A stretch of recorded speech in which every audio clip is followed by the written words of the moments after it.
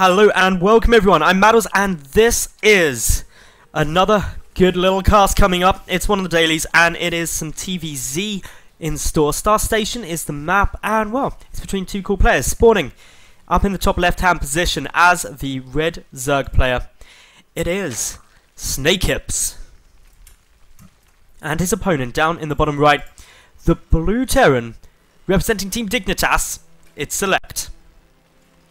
So, anyone who doesn't know SeleCT may not have been around the StarCraft community for too long. He did take quite a long break where, if I'm not mistaken, he went over to League of Legends. But yeah, now he's back, he's playing for Dignitas, and he's still really high up there in terms of skill. He's currently Masters, so is Snakehips, so they're both good players, and therefore we should be getting some cool games going on. Now, TvZ, let's talk a little bit about what we could be seeing here. A Reaper opening is a potential option. 2 Reapers into Hellions is quite popular. Star Station a good map for it as well, just due to all of this cliff area that can be used.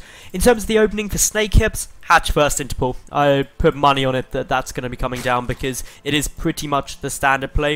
Of course, SeleCT could also opt to go for a command center first build, and judging by the fact that he didn't start that barrack straight away, I'm thinking that's quite likely. And obviously the advantages of getting down a CC first build is just that you're in a very good economical spot to basically do whatever you want. And if you do get the command center as part of the wall off and complete that with a barracks, actually you're going to be pretty happy and safe from most things. But SeleCT, he's going to play it balls to the wall style and just come straight down here and is going to start up the CC on the low ground. So all good times. Meanwhile, Snakehips, he's got the hatchery on its way, following up by a spawning pool, probably once he hits the 200 mineral point now.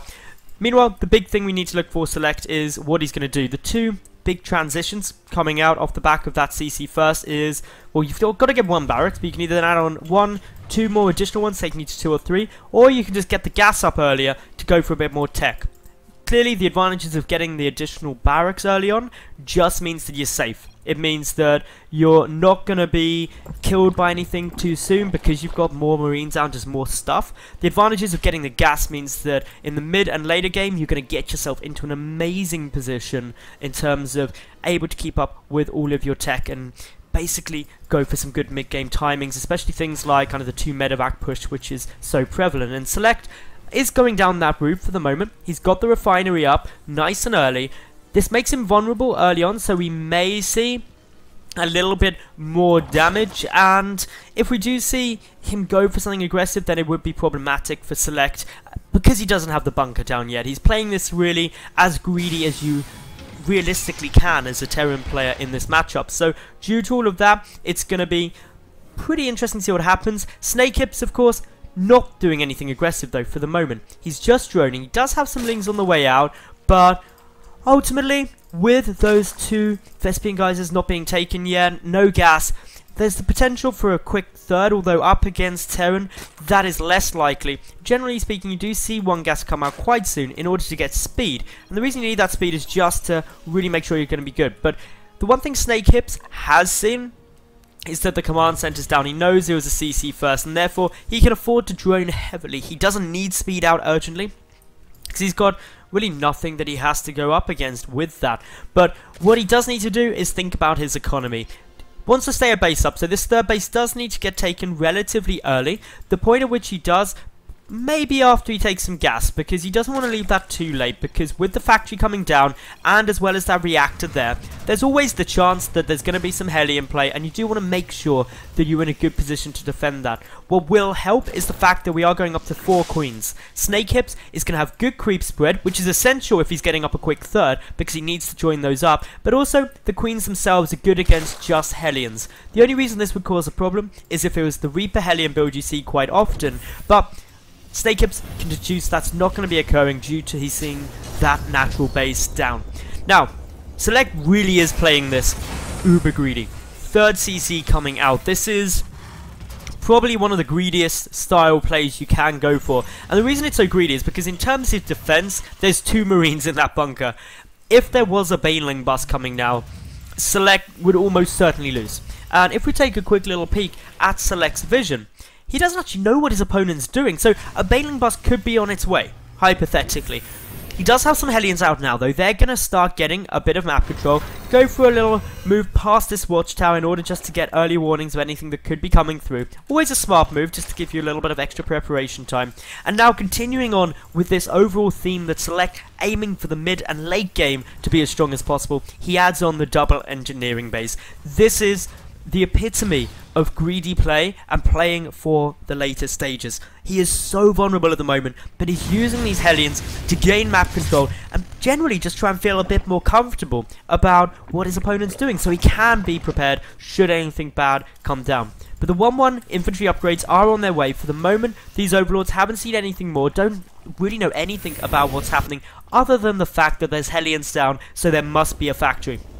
But this is all getting switched around now. That factory is going to be powering reactors, suggesting that a lot of Marines are going to be produced by SeleCT in the near future. We've also got the lair on its way down here. No Baneling Nest for the moment, which is the only thing which is quite interesting, but straight away that does get started, as well as the 1-1 melee upgrades coming through. Snakehips seems to be going along the path of a very standard Zergling, Baneling, Mutalisk composition, and that's fine. Getting that sort of composition down is very strong against Terran and is really the go-to style you're going to want to try and utilize, at least against an infantry composition from SeleCT. Now, these Hellions are managing to get in. They're doing a good little bit of damage, roasting in total 5 drones, which isn't huge, but it's certainly an effective little push. And the other important thing to note is that currently SeleCT hasn't lost anything, so killing any number of workers for free is gonna be a good trade for you. There's no way I could sit there and say, damn, that wasn't really worth it.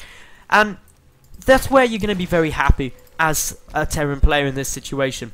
One thing I want to point out from Snakehips is that he has got incredible Overlord placement. He knows any drops that are coming through, but unfortunately he's not got too much in terms of defense against these Hellions. He doesn't really have any Lings out at all, relying completely on these 3 additional Queens to help hold. Now, that's quite interesting, and the drone count for Snakehips is still going quite nice. He got a very early 3rd hatchery up, and while he has lost now 7 workers, he can power drones so quickly, he's actually replacing them quicker than SeleCT is able to kill them. Add in that 4th hatchery that's on its way down, add in the fact that there's a macro hatchery coming down in addition to that, and the production potential that Snakehips is going to reach in the next couple of minutes is absolutely through the roof. SeleCT, though, he's also got a huge amount of production potential. He's got his 3rd base up, his economy is going really good.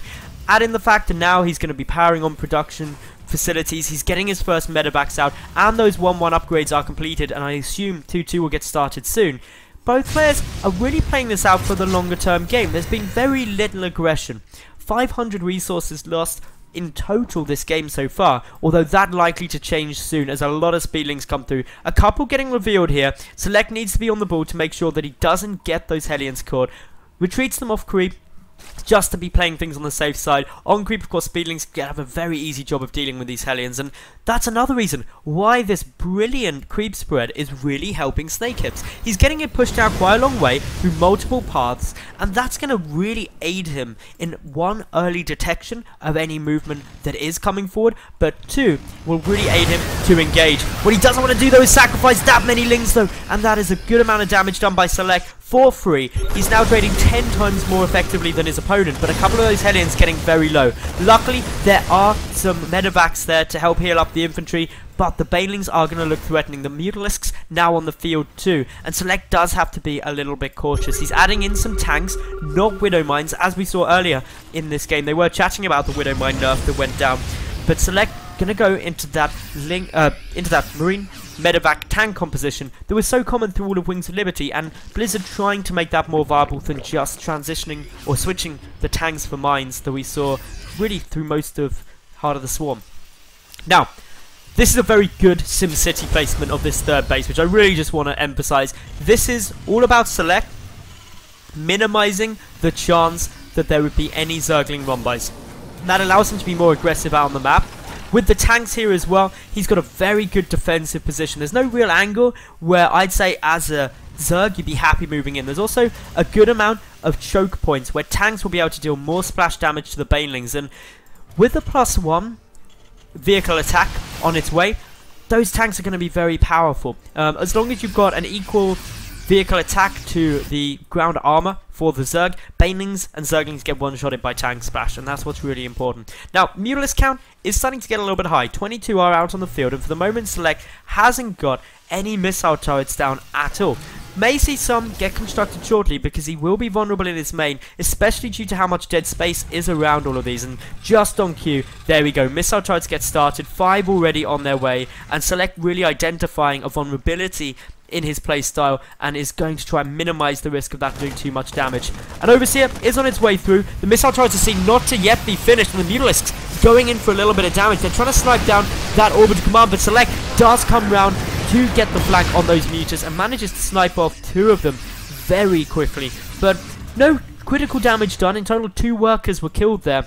And 2 workers as a trade for at least 2 Mutalisks. There may have actually been a couple more than that. Is definitely very good. And what I really want to highlight is the fact that SeleCT is still trading nearly 10 times more effectively than his Zerg opponent. That is absolutely phenomenal. It's something you very rarely see. Like, even for most games, trading at twice the efficiency of your opponent is going to be good, especially when your economies are relatively equal. And as we see here, they are pretty close. Yes, Snakehips is mining a bit more. Unfortunately, SeleCT does lose that medevac. But yeah, even though Snakehips is mining a little bit more, it's not by a catastrophic amount. SeleCT, though, is advancing his army forward a long way. That leaves him vulnerable to a counterattack. And unfortunately, his natural wall-off was down. And his main now has speedlings coming in there. The tank instantly gets taken out. The banelings getting some good detonations. There's just so many there. This is going to be a catastrophic amount of damage done to SeleCT. But he's also dealing a lot of damage, taking out that 4th base, bringing back a large chunk of his army. But will it be enough, and will it be in time?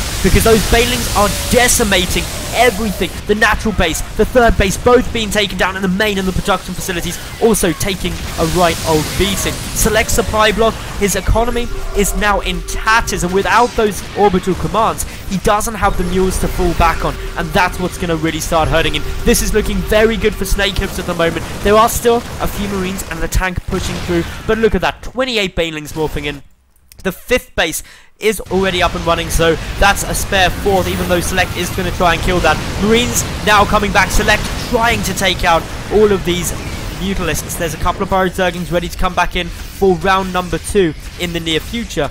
But for the moment, SeleCT has managed to survive, but at what cost? Only 8 SCVs are remaining. 8. That is not enough. Bear in mind that there's also just the 1 orbital command. That is only 1 mule. So even if we are generous and say that mule is worth 5 SCVs, that still puts him at, well, very few. 13 workers effectively for mineral income up against Snakehips at 65. That's a huge lead for the Zerg. But the one thing going in SeleCT's favour is that his army is still pretty much there. He's got the 2-2 upgrades for infantry, the +1 attack for vehicles. But Snakehips looking to be very dominating at the moment. So many banelings getting morphed in. He smells blood. He hasn't tried to transition out of this. No hive has been started, even though the infestation pit is done. And instead, he knows that he needs to try and seal this out. He doesn't want to give SeleCT an opportunity to try and get back into this. Now, another orbital command has been made, is now warped in, and this is where we can start seeing a bit more aggression coming down. But that counter push as SeleCT moved forward was so good by Snakehips and has put him in a monumentally good position in terms of this game. A couple of tanks getting caught out of position. This would have been good if it wasn't basically completely vulnerable because the infantry wasn't there. All the tanks get taken down, and this is now where Snakehips should have very little trouble closing out this game. The banelings can roll forward uncontended. They can connect with these Marines even very ineffectively and still do a lot of damage. But it's just the lack of income that SeleCT can't come back from at the moment. He's down to just 37 supply, up against 155. These Marines valiantly trying to hold things off, but there's only a handful of Marines now. They don't have medevac support either, so these stims are really taking their toll on the durability. The tank came down at only 1, and SeleCT now broke in terms of minerals. He is going to struggle so much to have a chance in this game. He's at 1/3 of the supply of his opponent, and once you're that far down, it is nigh on impossible to come back shy of a miracle. Snakehips, he's doing everything right though. He's now starting up his hive, even though it's a bit late, making sure that if something crazy was happening on SeleCT's side, maybe he's got to transition out. He's still taking these bases. He's making sure his economy is maintaining good standards. He's not getting overconfident, which is such an important skill to have in these high games. And yeah, this is now just a case of the Madals attempting to find any units as they come through. They've got to be careful though against these Marines. Remember, even though the Marines are stimming, they do have 3/3 upgrades up against the Madals, which only have 1/0. That means the Marines deal a huge amount of damage. But without the medevac support, those stims have pretty much turned most of the Marine army into red health. These Madals will take them out exceptionally quickly, and with the speedlings coming in as well, that's only going to become even more effective. Tank splash damage onto his own army is also going to be devastating.